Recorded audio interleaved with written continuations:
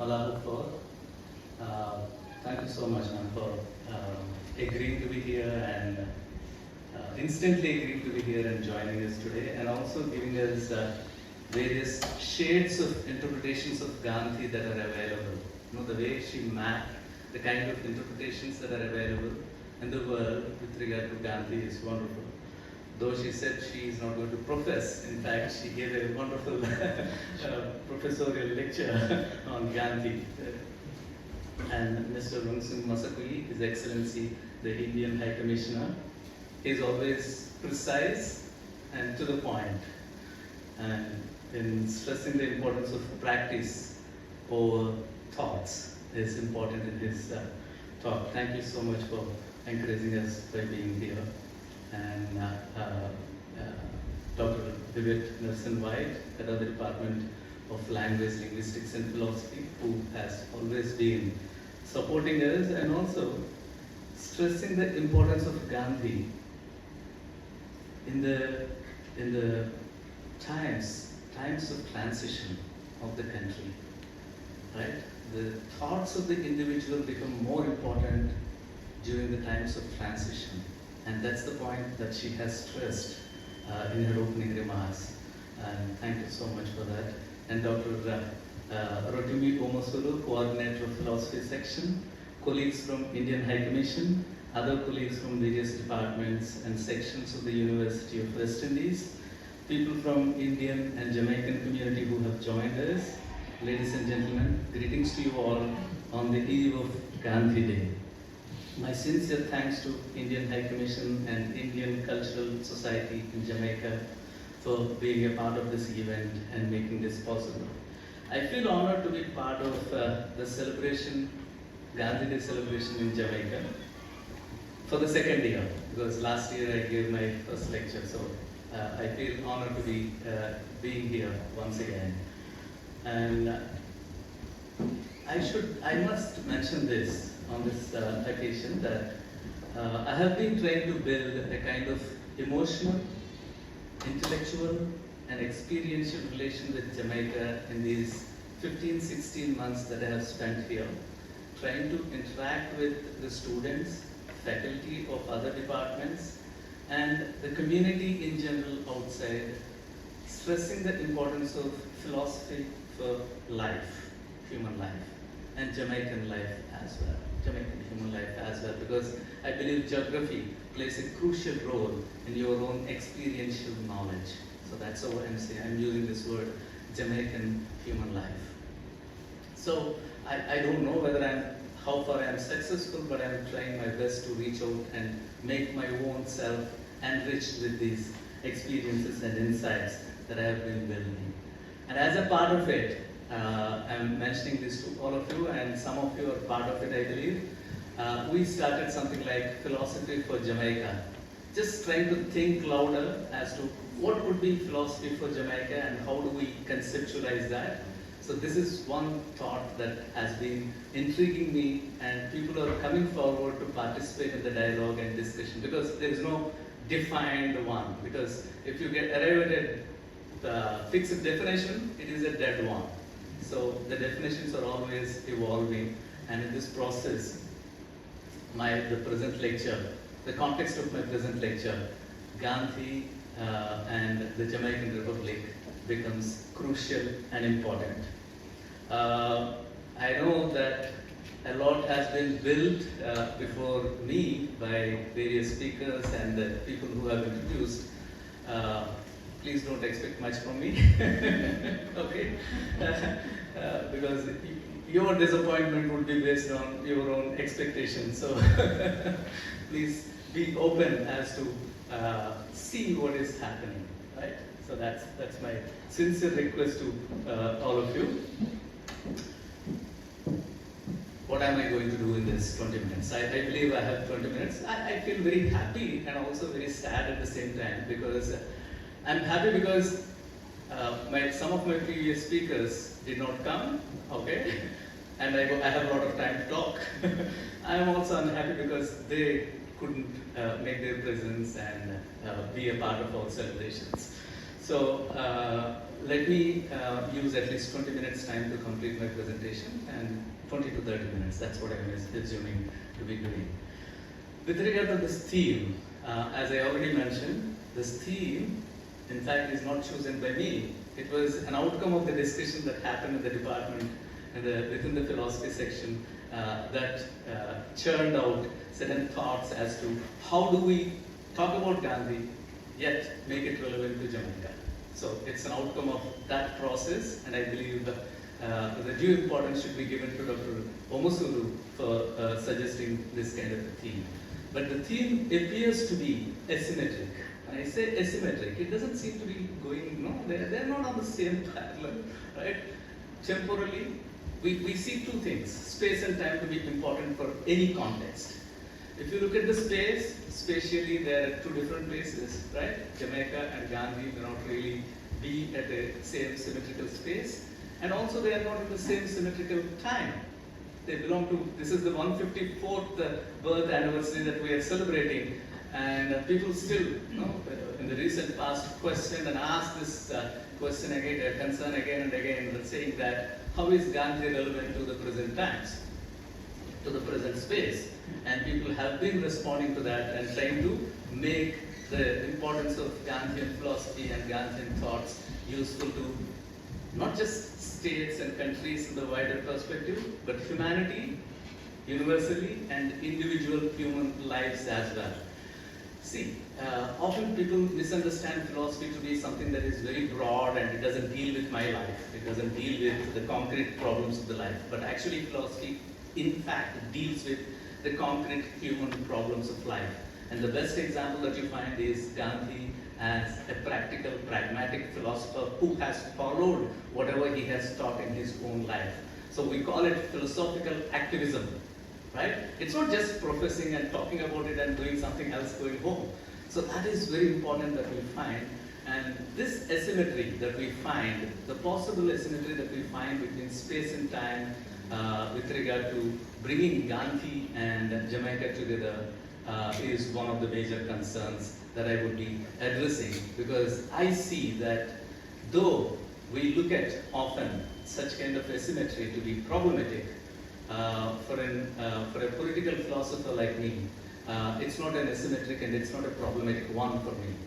It's not a problematic one for me because Gandhi is, though he is addressing the concerns of Indian freedom struggle at that particular point of time, he has been giving us universal insights as to how an individual should conduct his own or her own life and how a country should aspire to become something after independence. So these two aspects, in fact, if you look at them, they very well situate themselves within Jamaica as well, as it was stressed by Dr. Nelson White with regard to the transforming times. I would add one more adjective to that, conscious transformation that is happening.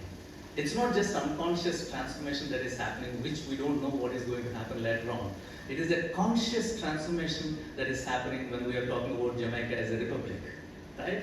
The people of Jamaica, Republic of Jamaica are consciously making this attempt of becoming a republic. That is very important to me, because often in our public life we become more unconscious than conscious in doing our activities. So that's about the theme that I thought I should mention. I'm not dealing with all of Gandhi.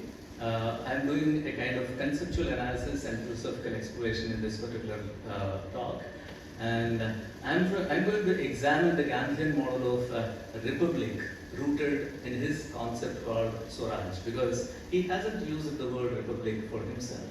So, but his conception of republic is rooted in the term Swaraj.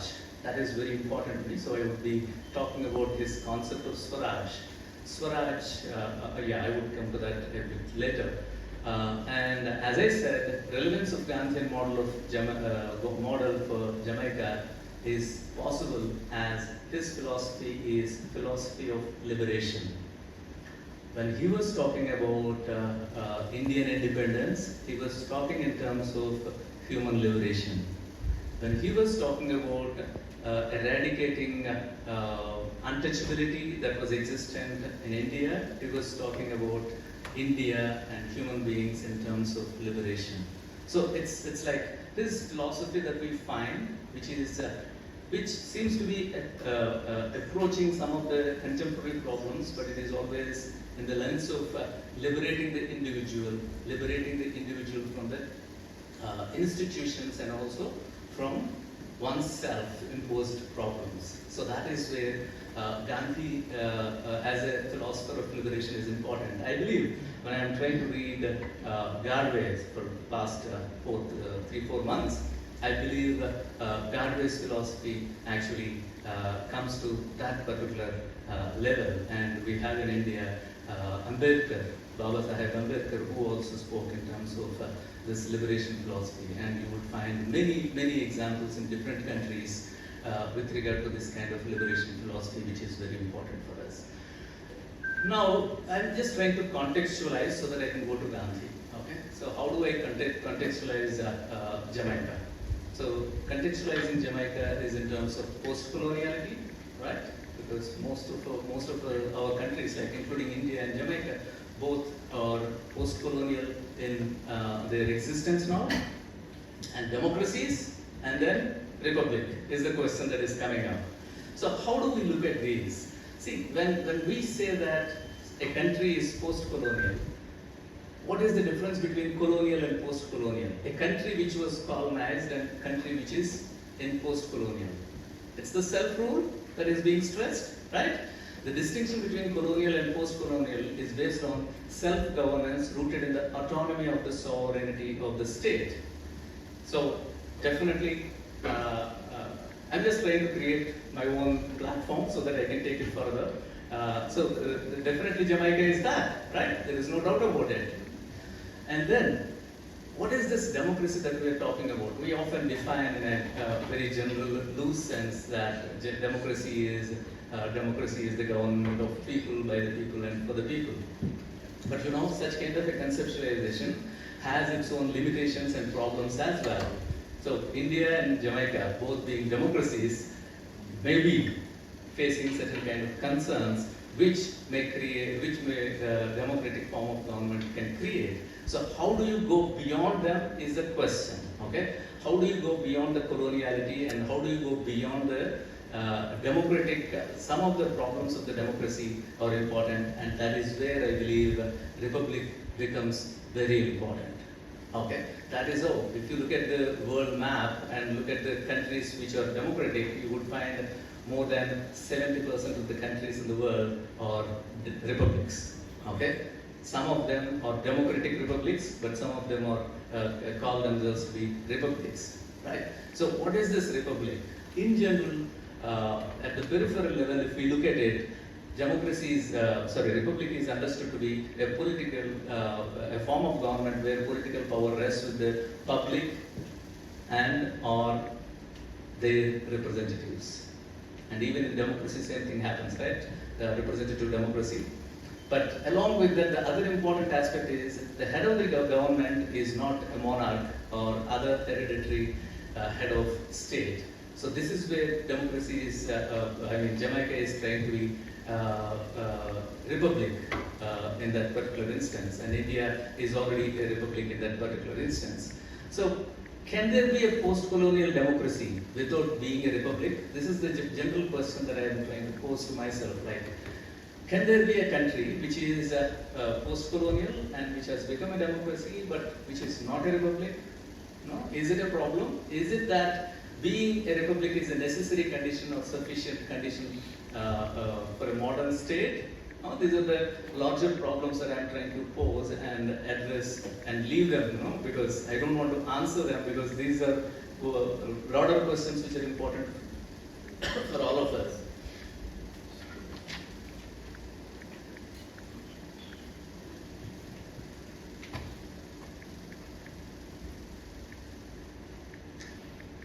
I believe strongly, and if you read the distinctions between republic and democracy, you would find that rule of law And I believe we have our Minister of Legal and Constitutional Affairs rightly with us.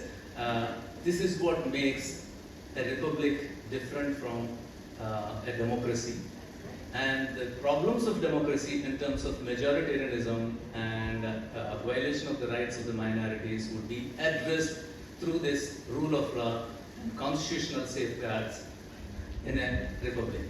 I believe Jamaica is already in that process, conscious process of that. And that's where I really appreciate the efforts of the present government of Jamaica in trying to be republic and announcing it and making a way for it before the next elections. Now, the concern is, okay, if I have to bring in the Gandhi, I have to create a context, right? Otherwise, as I said, there is an asymmetry. How do I bring Gandhi into the picture? The concern is not whether Jamaica should be a republic. Everybody would say, no, at least maximum people would say Jamaica should be a republic. Okay, there should not be any question because I already created the context of post-colonial and democratic system that is existent. The question for me is rather, what is the Jamaican conception of republic? Okay, if we don't ask this question, then probably we would be failing in our job as the citizens of Jamaica and also as the contributors of republicanism in Jamaica. So that's where I believe, is it something that is given by the other or history that we want to accept as Republic for Jamaica?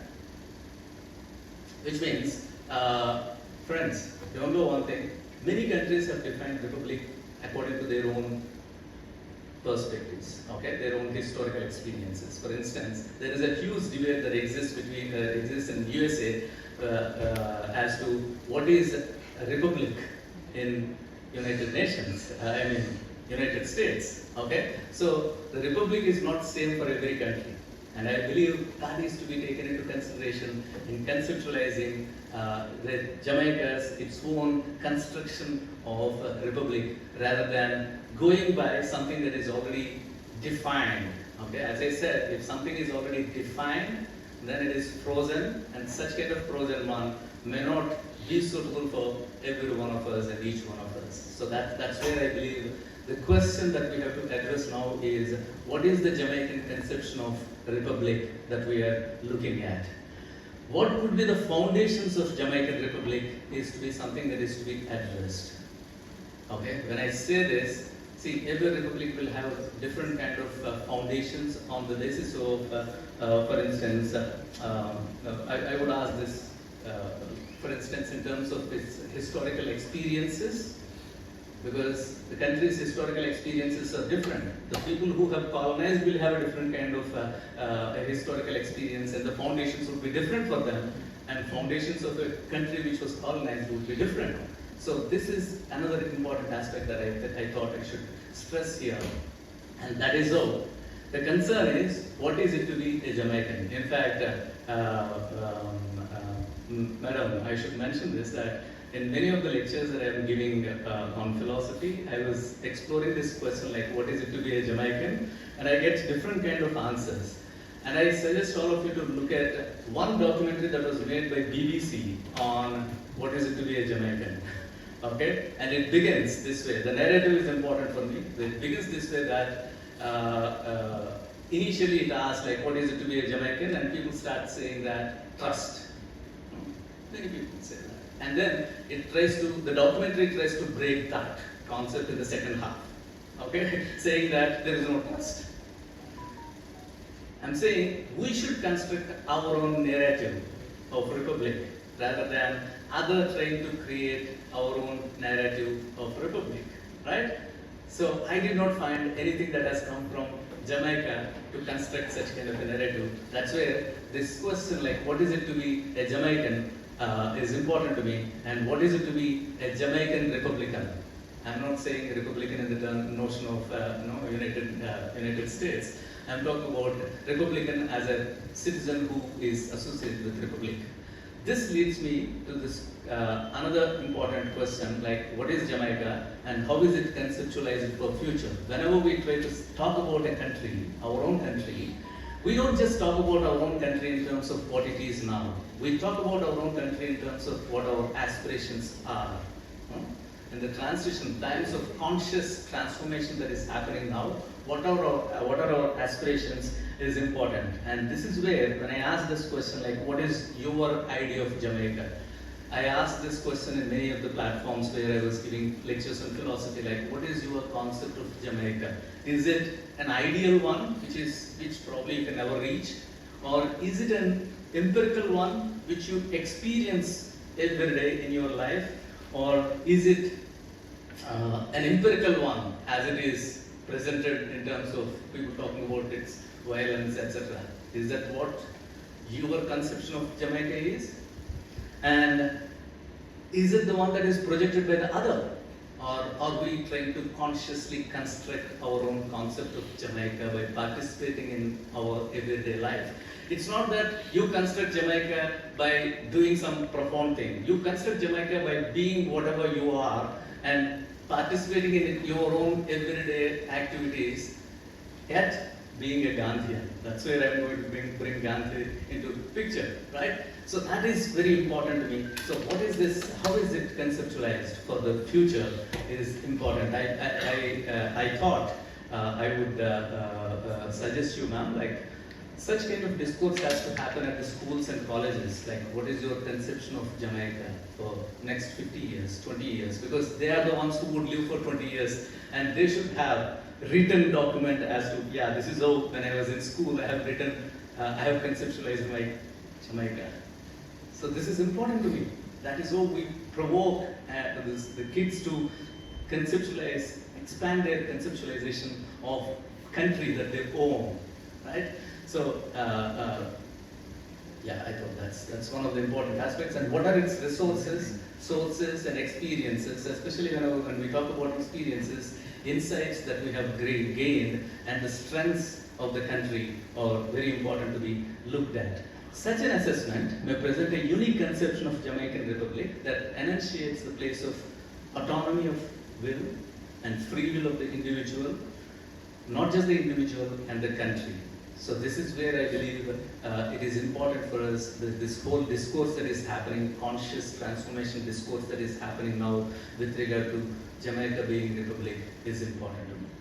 Now, what is this Gandhian model of, and this is where I believe the insights from Gandhi would be very helpful to us in conceptualizing the Republican model for the future of Jamaica. Okay, so what are these Gandhian conceptions, Gandhian model of republic that we have? And as I said already, Gandhian model of republic is presented by Gandhi in the form of his concept of Swaraj. And what is this? And these two words are very important for us.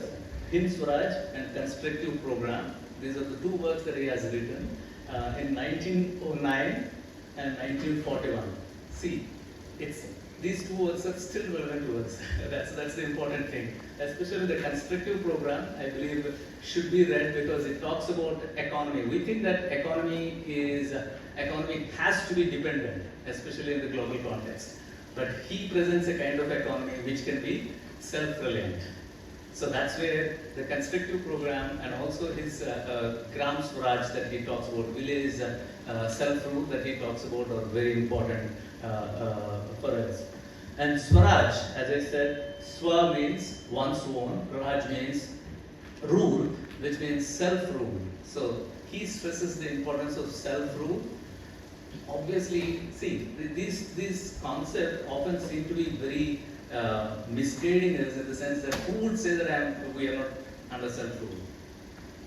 But at the same time, you stop for a while and ask yourself, am I under self-rule really? Then you would understand that, oh no, there are some exceptions. And then you go deep, you may think that, no, I'm actually dependent. Right? So, is it your conscious dependent or unconscious dependence? It is important to be questioned. So that is where the self-rule that we are talking about is a kind of reflective process. That's where we call philosophy to be a reflective discipline, which encourages us to reflect on whatever conception of ourselves that we have to ourselves and that we present to others as well. So this political philosophy that we are looking at is as a kind of reflective enterprise is important to look at. And this self-rule, Swaraj, is rooted in relying on not on other, relying on the self. See, when can you rule yourself? When you rely on your own self. And when do you rely on your own self? When you know, when you have the knowledge of your own resources, when you have the knowledge of your own strengths, when you have the knowledge of your own teachings, okay, insights, learnings, not teachings, learnings that you have got in your history. These are very important for us. Do we look at them? Do we consciously make an attempt to look at them?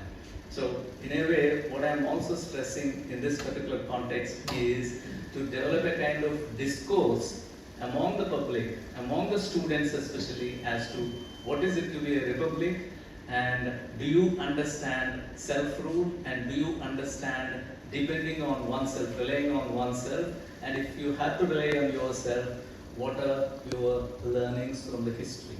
So it's like past, present and future always play a crucial role for us in the present. And what are the learnings from the past is important for us, which in fact make our present experiences possible. Your experience and my experience are different because your learnings in the past and my learnings in the past are different. So our experiences become possible in the present only because of our learnings. So that is very important, and unless you take a stock of them, we often in the history, in the process of history, we forget them, we ignore them, we sideline them, we dump them, right?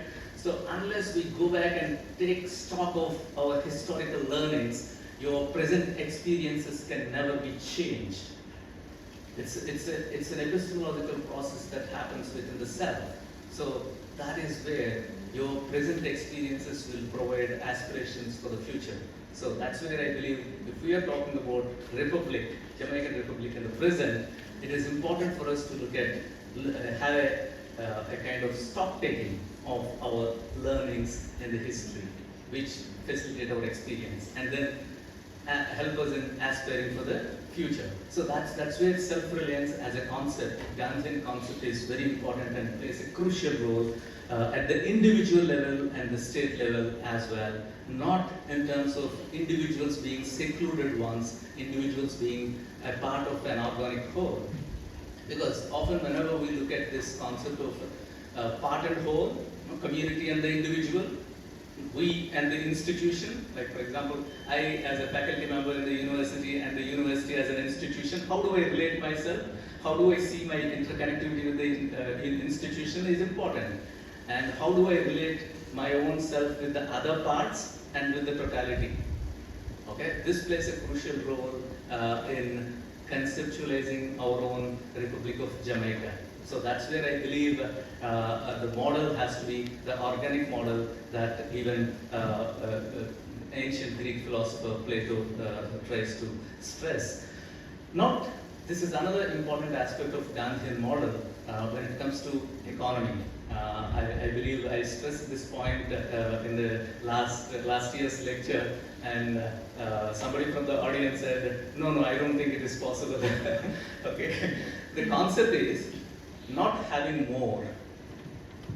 Self-reliance. What do you call to be self-reliant? Do you think that you can be reliant on yourself only when you have so many things with you? Possessing so many things, does it make you to be self-reliant? Or becoming more? You become more. Okay? I'm sorry, but I think I can afford to take this example of India in the present, which is trying to become more. Okay? It's not just trying to be more, trying to become more by helping other nations in terms of COVID, during the COVID crisis, etc. Trying to become more and trying to become a part of everybody else and try to be helpful to the other and being a part of the other's growth as well. This is what is becoming more. So this is the Gandhian principle that I find which is very much useful and rooted in self-reliance, which would lead to a country to be called a republic. So that's where I believe it's not having more. If you have more, you would be spending it, and you don't know how to spend it, and you can never try to even you cannot base yourself on that for a long time. But if you become more, the community creates an ecosystem for you where, in fact, you flourish. We talk about human flourishing, right? Human well-being and human flourishing. These are possible only when you try to become more rather than possess more. And this is another interesting insight that we find from Gandhi, which is seen from the ethical perspective. And then self-regulation, working on internal resources for curing and healing, is something that he stresses again and again. He experiments with that at the individual level, at the social level, at the national level as well. Don't think that these are only cure and heal are only for the individual. It is for the communities as well. It is for the nations as well. It is for the social problems as well that he tries to prescribe in order to make, see, these are all aspects which are required for Swaraj. That's what I'm trying to stress. When we talk about self-rule, it's not just talking about self-rule, but coming with a pragmatic plan of action as to how that is possible to be happening. And this is where he brings concepts like Sarvodaya, which is welfare of all. Sarva is all. Udaya is welfare. So Sarvodaya, and then trusteeship. Of course, this is a radical step conception of him, where he says private property has to be minimized, and trusteeship, the capitalism that he would accept or to exist is only in terms of being a trustee of the land and resources, not as the owner. And then Swadeshi, I believe this is a very important concept that is required for taken seriously by the Republic of Jamaica, the future Republic of Jamaica. Swadeshi is like when you, as you find it in India now, the concept like make in India, similar kind of one. Okay, make in Jamaica, kind of one, right? So because the exports, when we look at the economy, we find that exports are more and they're draining our resources. So if exports are draining our resources, how do you rule yourself? Because you are already into the hands of somebody else. So, but here, one of the important aspects, friends, when I stress that this has to be ingrained in the minds of the students, what I mean to say is that when you think of your country, you think of your country in terms of its future. And you are a part of the future. And obviously, you are always looking for the improvement.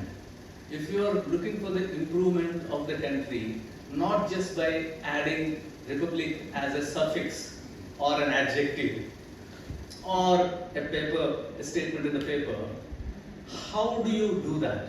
That's where I borrow Dr. Nelson White's transformation, and I add my own adjective of conscious transformation into republic is important to me.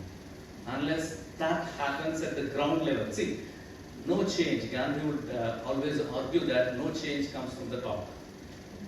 Okay? By making a change in the paper will not affect the people at the bottom. And they would say that, yeah, it was made. But it has to come from the bottom. The self-rule, the republic, has to evolve from the bottom, from the people, from their conscious choice of making a difference to their own lives and experiences and their projections into the future. So this is where it is very important to look at this particular concept of Swaraj in terms of self-reliance, self-regulation, and the welfare of all. In fact, he would add one more to this last one, Sarvodaya, welfare of all. He would say Antyodaya, welfare of the least privileged. Okay, he would stress this point that it is not the welfare of all in that particular context. It is the welfare of the least privileged that is very important. So aspirations of that, those have to be taken into consideration in making a republic for him, which is very important insights that I believe Jamaica should take it. So when I say this Swaraj, I thought this quotation would be very helpful to each one of us. You please read it for yourself, it would be helpful to you. You think that I have bad habits, right? He would say, you are thinking badly, that is how you landed in bad habits. Okay? Read this. Carefully watch your thoughts. for they become your words. Manage and watch your words, for they will become your actions. Consider and judge your actions, for they have become your habits. Acknowledge and watch your habits, for they shall become your values. Understand and embrace your values, for they become your destiny. If your destiny that you are aspiring, that we are aspiring is Jamaican Republic, then thinking, epistemology is important. What kind of epistemology that we are developing for the country in terms of the younger generations is important for us, and that's where I believe that a discourse has to evolve around this particular concept. So just to add a few more points to his concept of self-reliance as it is useful to the conceptualization of republic, he would say that people do talk about self-reliance, but how would one become self-reliant? You cannot become self-reliant because you know that you are dependent on so many other factors, and you know that you are free to some extent, but it doesn't coincide. They don't go together completely. So he would say, knowing the essentiality of one's dependence is very important. Knowledge is very important. Self-reflection that leads to knowledge is very important. And once you gain the knowledge of, we often talk about in philosophy, discriminatory knowledge. It's called Viveka in Indian tradition. Discriminatory knowledge. We wrongly misunderstand. We misunderstand this discrimination to be right and wrong. No, discrimination is not with regard to just right and wrong. Understanding what is the essential thing that you should depend on and what is the non-essential thing that you can discard in your life is also a kind of discriminatory perspective that is important for each one of us, not just for the country, but for the individuals as well. So these principles, as I said, the organic model applies to the individual at the individual level, country at the national level. So distinguishing essential and non-essential aspects of dependence, and then minimizing non-essential dependence, strengthening the internal resources of essential dependence. This is the model that he presents as something that is important for self-reliance. And he further takes it to developing resources of essentiality within its ecosystem. That is something that is stressed by him. And self-controlled moral development is something, development of mind, body, and soul by practicing the truth, non-violence, and non-possession at the individual level as well as the national level is being stressed by him. So that's where it boils down. Self-rule, Swaraj, finally boils down to participatory government and a strong civil society. That's where the vibrant civil society plays a crucial role in making the republic that we are aspiring at. So this is the way Gandhian perspective would try to help us in addressing this particular issue of Jamaican Republic. The post-colonial democracies and self-reliance. This is a very interesting problem that we find. I'm just concluding in a few minutes. I understand. I don't know whether I crossed my 10 minutes. Thank you, MC, for not reminding me that I'm crossing my limits. See, I would always ask this question. I posed this question in the last year's lecture as well. Post-colonial democracies, we talk about independence. We celebrate independence, right? Independence of Jamaica and independence of India. That's such a spurious concept. I'm sorry to say this. Who was independent? Is it Jamaica which was independent? Is it India that has become independent? When were we dependent on them? We were never dependent on them. Only thing is, when they were going, they told you that, oh, we are making you independent, and we believed in it. We thought, yeah, I became independent from today, and started celebrating. How? The term Independence Day is such a troubling thing to me when I look at it. How is it that it is independence, my Independence Day? In fact, they became independent, right?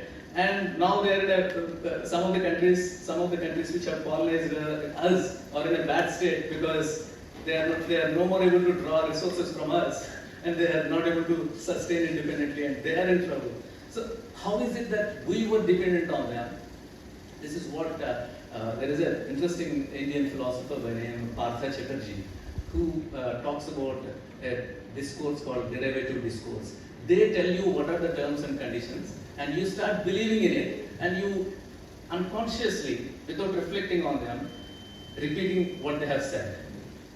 And he says these lead to imitative personalities. So the people, the scholars of the colonies were said to have imitative personalities. Do we have such kind of imitative personalities? We have to really think about it. Because we were never dependent on them. They became independent, not we. Okay? They did not give us any independence. Okay? So that's a very important concept that I thought I should briefly mention here. Fight for independence is also intrinsically a fight for self-reliance, but self-reliance is not possible without political independence. Since what is left after independence is a fractured identity of the colonies that existed, with the exploited economies and shallow conception of nation that they have created for us. Independence of space was gained, but not independence of thought. Okay? While leaving, they said we are giving you independence to the space, but not to the thought. Your adherence is still to us. Right? So that is where Jamaica becoming republic is very important. It's not just, see, when you look at the individual, there are a couple of things like human action, which may be dictated by the other. Human action is possible because you don't have a will, and somebody else's will would be your will, and this will is guided by somebody else. You still have the will, but it is guided by somebody else externally, and that is how you become dependent on that. So these are the ways in which we become dependent on them and lose our own self-reliance. And that's where I believe the importance, the freedom that is required for the thought is very important. And in Indian tradition, we have a modern philosopher who spoke about Swaraj in ideas. Your ideas should be ruled by your own self, not by the others. So Swaraj in ideas is a very strong concept that has come up. I believe that's another interesting aspect that has to be looked at. However, after gaining independence, while celebrating political independence, post-colonial democracies like India and Jamaica lost track of self-reliance, and now it is time for them to fall back on their road to self-reliance. So I think, yeah, this is the last one. Okay, let me complete it with this. What kind of model of self-reliance that Gandhi would envisage for the post-colonial democracies? This is my own interpretation of it, like inclusive self-reliance. Self-reliance is not just because the global world would pressurize you to look at economy, keep the economy at the top and everything else at the bottom. Okay? So, but Gandhian model of self-reliance is inclusive self-reliance, where focus on the economy with equal importance to other resources like individual, social, cultural, ethical and sustainable. This is where I was asking this question, like what is your conception of Jamaica? If you start giving, not in terms of economy, because I'm very sure, 100%, that most of the people would give a definition of Jamaica, not in terms of economy, in terms of other resources, other strengths. And that is to be strengthened at the national level as well for becoming a republic, not just in terms of economy. Even if it is in terms of economy, again, I would stress this point that not having more, but becoming more. How does a country become more? Okay, while becoming more, you don't become dependent, you become a partner with others. So that is another important aspect of inclusive self-reliance that is to be taken into consideration. And holistic individualism with the organic conception that includes interrelation, interdependency, and harmony, which is important for us. And economy, I already mentioned, is not having more, but being more by having alternatives rather than being swept away by homogenization, because that's what globalization tries to do. KFCs, how many KFCs are in Jamaica? They say the maximum that you can find in any island. Right? So that's a kind of homogenization that I would stress, and we have to come out with our own model of ourselves, our own food, right? So that is very important for us to look at. Economy is built on those particular lines than going towards the globalization. That's what I'm trying to stress in terms of Gandhian way. So these are the three important takeaways that I want to stress and stop here. Swaraj ideas. When I talk about Swaraj ideas, like self-rule in your ideas. This is possible by looking at the education system. And education system is the space where the conceptualization and discourses about republic has to happen. The second one is Gram Swaraj that Gandhi offers in terms of village development. So the parishes that we have, each parish has a unique, something unique, right? So how do we present that, and how do people own it and present it to the other is important, and that's where the village, Gram Swaraj is important for us, and self-reliance in the international arena as well as becoming a part of the other, not just borrow of resources from the other or dependent on the economy of the other. So these are the important aspects that I thought I should stress. Thank you so much for your patience, and thank you.